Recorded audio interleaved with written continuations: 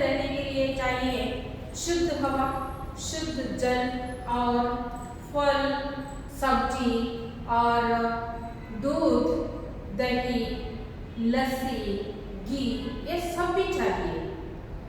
इसमें फल में ज्यादा प्रोटीन और विटामिन मिल सकते हैं, इससे हमारा स्वास्थ्य आगे बढ़ सकते हैं। जैसे सभी लोग बातें करते हैं और ये फल खा सकता है तो डॉक्टर के पास जाने की जरूरत नहीं हो सकती है। उस फल क्या है? उसी फल है सेब। सेब खाने से, हर रोज सेब खाने से डॉक्टर के पास जाने की जरूरत नहीं हो सकती है। इस फल एक प्रसिद्ध स्थल में मिलते हैं, रंगदार से मिलते हैं। उस प्रसिद्ध जगह का नाम है कश्मीर। कश्मीरी और सेब के बारे में हम क्यों बातें कर रहे हैं?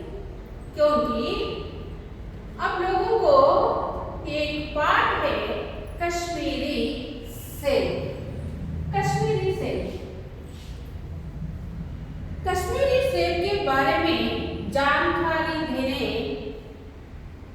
मुंशी प्रेमचंद जी के बारे में, लेखक मुंशी प्रेमचंद जी के बारे में जानकारी पाना बहुत जरूरत होता है। देखिए, मुंशी प्रेमचंद जी का जन्म 31 जुलाई 1880 में हुआ, मतलब 31/7/1880। स्थल तो वाराणसी के पास लमर की एक गांव, और उनके माँ बाप ने मुंशी प्रेमचंद जी को जन्म होते ही दलपत राय जैसे नाम रखा। उनका असली नाम जो है दलपत राय, लेकिन आगे एक प्रसिद्ध साहित्यकार होने के बाद दलपत राय का नाम तो मुंशी प्रेमचंद जी जैसे बदला है। उन्होंने प्रसिद्ध कृतियों की रचना की। इसमें उनके द्वारा लिखायित उपन्यास, उपन्यास का मतलब है नॉवेल्स, गोदान, सेवा सदन, गगन, निर्मला और कर्मभूमि, और इसके द्वारा लिखे गए कहानियां बड़े घर की बेटी, नमक का दरोगा, पंच परमेश्वर, पूस की रात एक्सेट्रा। इसके अतिरिक्त लिखे हुए कहानियों को मानस सरोवर जैसे संकलित है। देखिए, मुंशी प्रेमचंद जी ने हमको क्या संदेश दिया गया है इस कश्मीरी सेब पाठ से? लेखक जी ने कहा गया है, हम बाजार जा सकता है तो वहां खरीदने के समय, कुछ चीजें खरीदने के समय सावधानी नहीं बरते तो धोखा खाने की संभावना होती है, जैसे हमको संदेश किया है। हाँ, ये बात तो जरूर हम सीखना चाहिए, क्योंकि हम बाजार जा सकता है तो इधर उधर देख सकते हैं, इधर उधर जा सकते हैं, और हम किसी से बातें करते रहते हैं। चीजें खरीदने के समय ये सब नहीं करना चाहिए।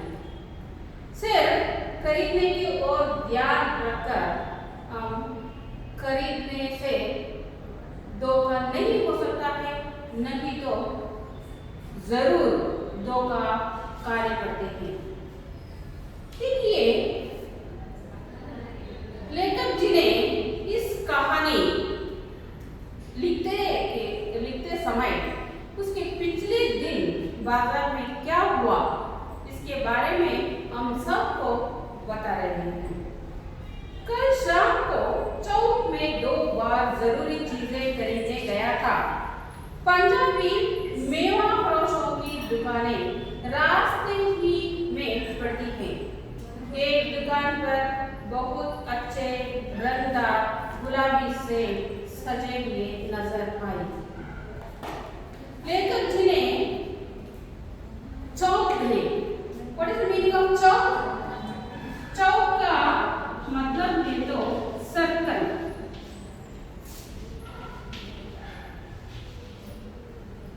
या बाजार में कहा जाता है। हम बाजार जाने के पहले पट्टियां बना सकते हैं, नहीं तो बाजार जाने की आवश्यकता नहीं होते हैं, सिर्फ 1 या 2 चीजें खरीदने के लिए। ऐसे ही हमारे लेखक जी ने एक पट्टियां बनाकर 2-4 चीजें खरीदने के लिए चौक गया। वहां पंजाबी मेवा फरोशा। मेवा फरोशा का मतलब क्या है? ताजा फल बेचने वाला।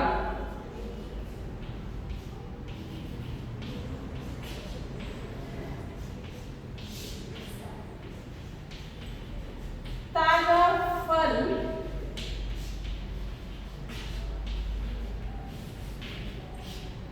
बेचने वाला।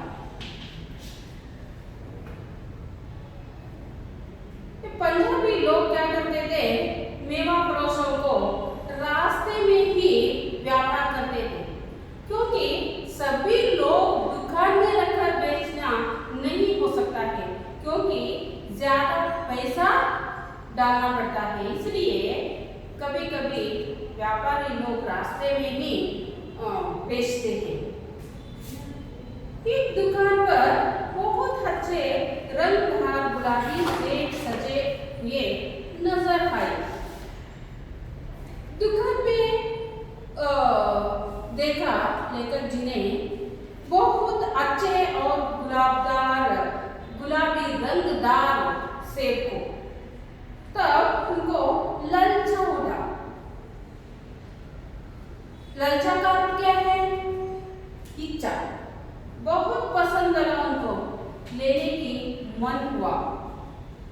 तब आगे बढ़कर देख सकता है तो लोगों ने वहां प्रोटीन और विटामिन के बारे में बातें करते थे। तो प्रोटीन और विटामिन कहाँ मिल सकते हैं? हाँ, सब्जी, टमाटो और गाजर के बारे में लोग बातें करते थे। देखिए, टमाटो को पहले कोई भी ना पूछता था। कई वर्षों के पहले टमाटो लोगों ने ना खरीदते थे और ना उसके बारे में बातें करते थे, क्योंकि टमाटो को इतना ज्यादा उपयोग नहीं कर सकते थे। लेकिन आजकल टमाटो भोजन का एक आवश्यक अंग बन गया है। आजकल तो हम रसोई घर में जा सकता है तो टमाटो नहीं हो सकता है तो कुछ भी नहीं बन सकते हैं। इतना ज्यादा से ज्यादा उपयोग कर सकते हैं। और ऐसे ही गाजर भी पहले गरीबों के पेट भरने की चीज थी। गाजर, कैरेट, गाजर को भी लोग ऐसे मानते थे, सिर्फ गाजर गरीबों के पेट भरने वाले चीज थे। लेकिन आजकल ऐसे नहीं है। कई वर्षों के पहले अमीर लोग गाजर को क्या करते थे? हलवा बनाकर खाते थे। लेकिन आजकल सबको पता चला है इसमें विटामिन और प्रोटीन ज्यादा है, इसलिए गाजर को भी मेजों पर स्थान मिलने लगा है। अभी बाजार या किसी दुकान, सब्जी के दुकान जाकर देखिए, गाजर और टमाटो को पहले स्थान पर रखा जाता है, क्योंकि आजकल सबको पता है सब्जी में क्या क्या विटामिन और प्रोटीन मिल सकता है।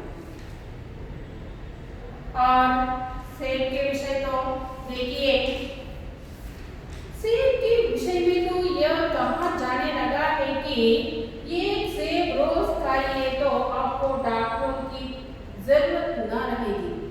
हाँ, मैंने पहले ही कहा, ये सेब खाने से, रोज एक सेब खाने से डॉक्टर के पास जाने की जरूरत नहीं हो सकता है, तंदुरुस्ती बढ़ सकता है, जैसे कहा जाता है।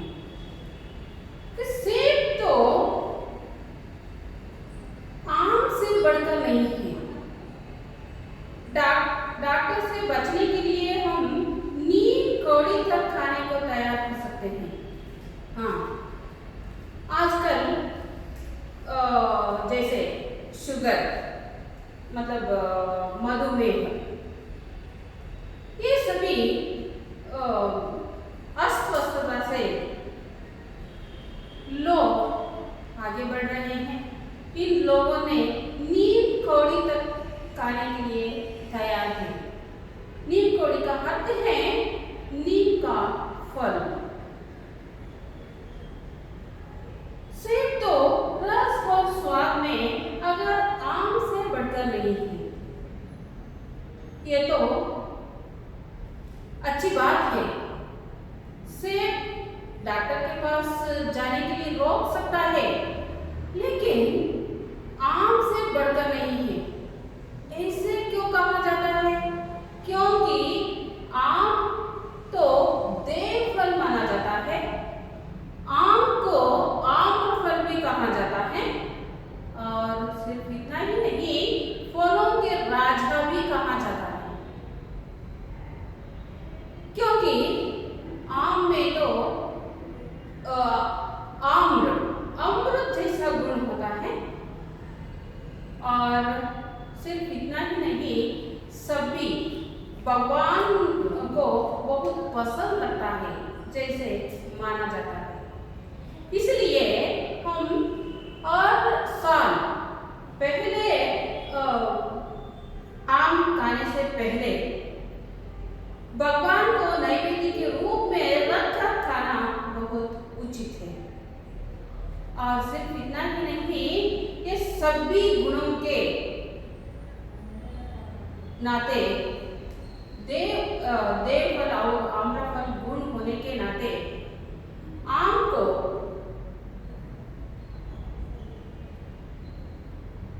ज्यादा ही ज्यादा हम उपयोग कर सकते हैं।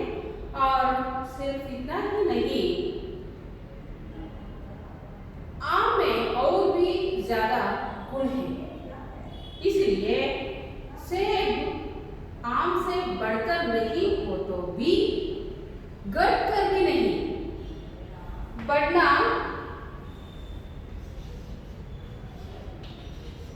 विलोम शब्द है घटना, कम।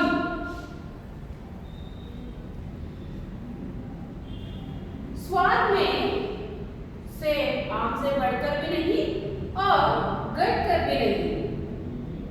सेब को यह स्थान मिल चुका है, अब वह केवल स्वाद की चीज नहीं है, उसमें गुण भी है। सिर्फ स्वाद भी नहीं, सेब में भी आम जैसे गुण भी है। हमने दुकानदार से मोल भाव किया और आपसे सेब मांगे। लेखक जी ने ये सभी बातें करके सेब का मोल भाव किया और आज से तो मतलब है आधा किलो सेब मांगे।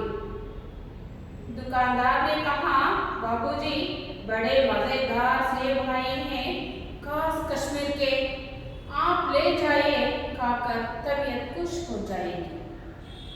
दुकानदार ने कहा, बाबूजी बड़े मजेदार सेब आए हैं। हाँ, लोग चीजें खरीदने वालों को बहुत आकर्षित करते हैं दुकानदारों में। उसने लेखक से कहा, बड़े मजेदार सेब आए हैं, कश्मीर के हैं, अभी कश्मीर से आया है, बहुत ताजा सेब आया है, इसलिए आप खरीद लीजिए और खाकर तबीयत स्वास्थ्य खुश हो जाएगी, जैसे कहा। उस बात सुनकर बहुत अच्छा लगा और बहुत पसंद लगा सेब लाने के लिए। तब लेखक जी ने क्या किया, देखिए, मैंने रुमाल निकाल कर उसे देते हुए कहा, चुन चुन कर रखना। यहाँ मैंने का मतलब है मैं नहीं, लेखक। लेखक जी ने अपनी थैली से एक रुमाल निकाल कर देते हुए दुकानदार को कहा, चुन चुन कर रखना। दुकानदार ने तराजू उठाई और अपने नौकर से बोला, सुनो, आधा से कश्मीरी सेब निकालना, चुन कर लाना।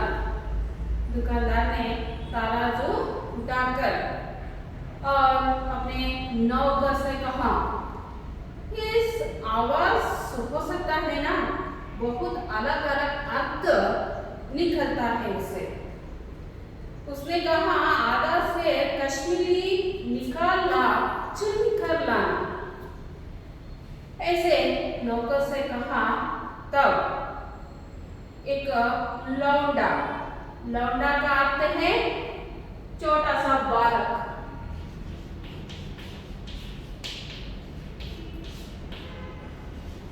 चौका,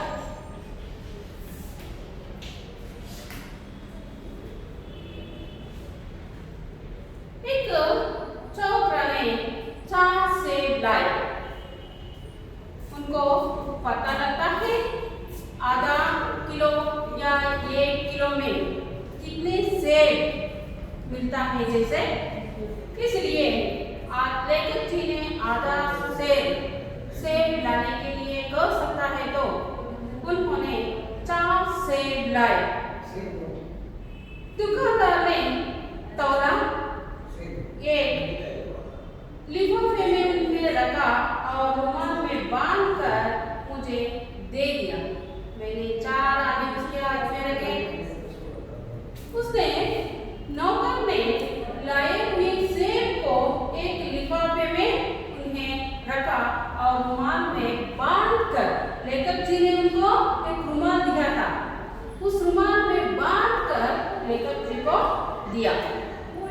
और लेखक जी ने एक 4 आने उसके हाथ में रखा। 4 आने 25 पैसे। घर आकर लिफाफा जो का क्यों रख दिया। लेखक जी ने वहां नहीं देखा। घर आकर लिफाफा जो का क्यों रख दिया, क्योंकि रात को सेब या कोई दूसरे फल खाने का कायदा नहीं है।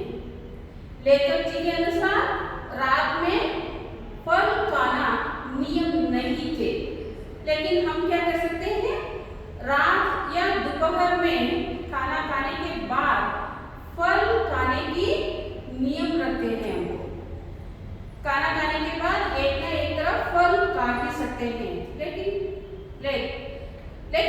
लेखक के अनुसार नहीं। इसलिए फल खाने का समय तो प्रातः काल है उनको। आज सुबह मुंह हाथ धोकर जो नाश्ता करने के लिए एक सेब निकाला।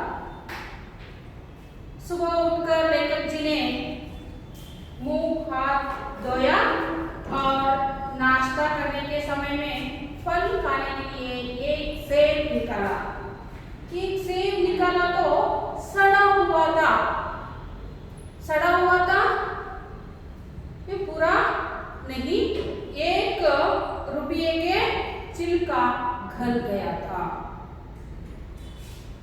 1 रुपये का छिलका स्किन, सेब के स्किन गल गया था, खराब हुआ था। समझा रात को दुकानदार ने देखा ना होगा। लेखक जी ने समझा मैंने सेब लाने के समय तो रात हुआ था ना, इसलिए ऐसे होगा, जैसे समझकर दूसरा सेब निकाला। दूसरा सेब निकाला तो मगर यह आधा सड़ा हुआ था, आधा सेब सड़ा हुआ था। अब संदेह हुआ लेखक जी को, दुकानदार ने मुझे धोखा तो नहीं दिया है। लेखक जी ने समझने लगा, ओ दुकानदार ने बिल्कुल सोच समझकर ही ऐसा काम किया है, जैसे सोचने लगा। ऐसे सोचकर ही तीसरा सेब निकाला। तीसरा सेब निकाला तो सड़ा तो ना था, लेकिन पूरा पिचक गया था, पिचक प्रेस पिचक गया था। और चौथा सेब देखा, चौथा सेब देख सकता है तो एक बेरों जैसे सड़ा हुआ था। बेरों एक तरह का फल, उसमें काट सकता है तो उसके अंदर एक दागा जैसे काला दाग बन सकता है। ऐसे ही सेब में पूरा सा पूरा अंदर काला हुआ था। ऐसे ही खाने के लिए चारों सेब लायक नहीं थे।